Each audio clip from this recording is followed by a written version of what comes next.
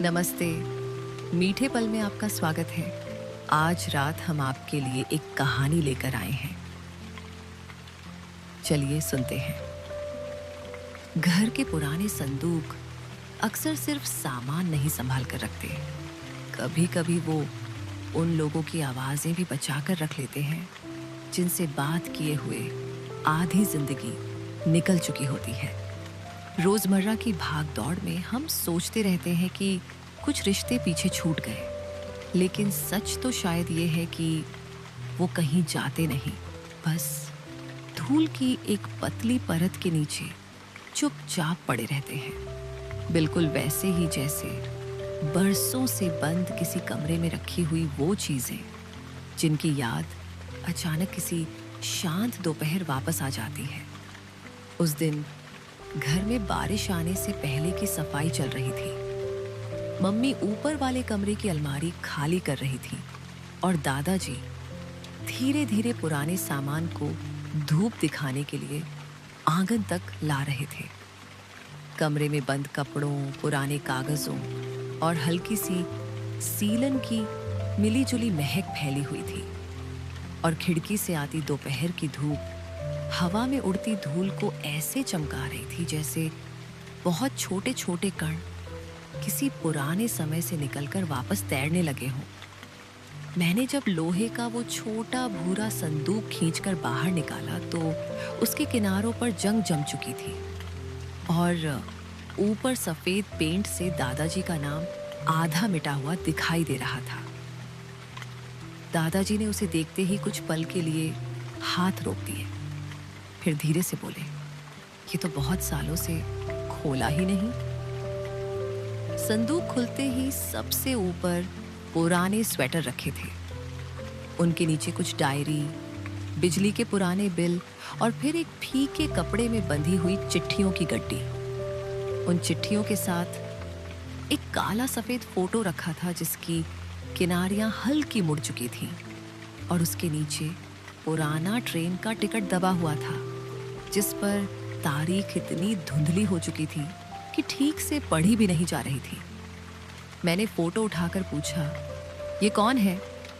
दादाजी पहले मुस्कुराए नहीं, बस फोटो को थोड़ी देर देखते रहे जैसे आंखें पहले उस जमाने तक वापस पहुंच रही हों। फिर उन्होंने चश्मा ठीक करते हुए धीरे से कहा, ये सुरेश था और ये बेवकूफ़ी उसी की थी कि मुझे तुम्हारी दादी से मिलने अकेले भेजने के बजाय खुद भी साथ चला आया था। फोटो में दोनों रेलवे प्लेटफॉर्म पर खड़े थे। दादाजी बहुत पतले लग रहे थे, बाल हवा से उलझे हुए थे और सुरेश नाम का वो आदमी हंसते हुए कैमरे से दूसरी तरफ देख रहा था। पीछे धुएं से घिरा हुआ इंजन था और एक चाय वाला स्टील की केतली लेकर भागता दिखाई दे रहा था। दादाजी धीरे धीरे चिट्ठियां खोलने लगे। नीली स्याही से लिखे हुए उन खतों में कोई बड़ी बातें नहीं थी। कहीं नौकरी की शिकायत थी, कहीं गर्मी का जिक्र, कहीं हॉस्टल के खाने की बुराई और लगभग हर दूसरे खत में एक लाइन जरूर लिखी होती थी, भाभी जी को मेरा प्रणाम कहना। उस छोटे से वाक्य पर दादाजी हर बार हल्का सा मुस्कुरा देते थे। उन्होंने बताया कि कॉलेज के दिनों में दोनों साथ रहते थे। पैसों की तंगी होती तो एक ही थाली में खाना खा लेते, रात को छत पर लेटकर घंटों बातें करते और कभी कभी बिना टिकट छोटे स्टेशनों तक ट्रेन पकड़कर घूमने निकल जाते। उसी दौरान दादाजी की मुलाकात दादी जी से हुई थी और सुरेश शायद उन दोनों की कहानी का सबसे बड़ा गवाह था। फिर धीरे धीरे नौकरी लगी, शहर बदल गए, शादी हो गई, बच्चे बड़े हो गए और चिट्ठियां कम होती चली गईं। एक खत का जवाब देर से आया, फिर किसी का पता बदल गया, फिर जिंदगी इतनी भर गई कि किसी ने पीछे मुड़कर ठीक से देखा ही नहीं। शाम तक हम सब वही चिट्ठियां पढ़ते रहे।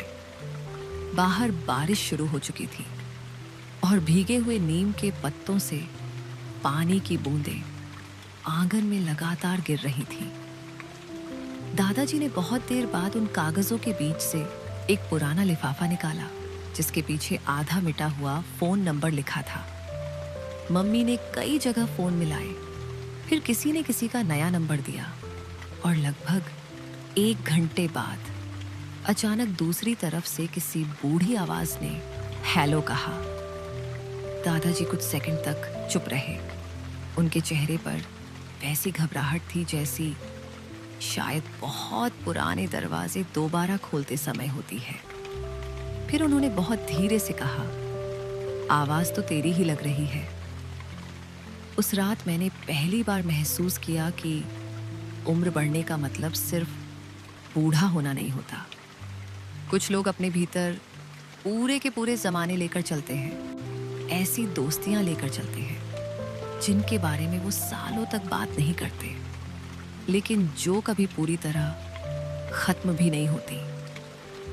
शायद कुछ रिश्तों की सबसे अजीब बात यही होती है कि वो टूटते नहीं, बस रोजमर्रा की धूल के नीचे धीरे धीरे दब जाते हैं और फिर किसी शांत दोपहर अचानक दोबारा सांस लेने लगते हैं। मीठे पल से आपको ढेर सारा प्यार। कल फिर मिलेंगे एक नई कहानी के साथ।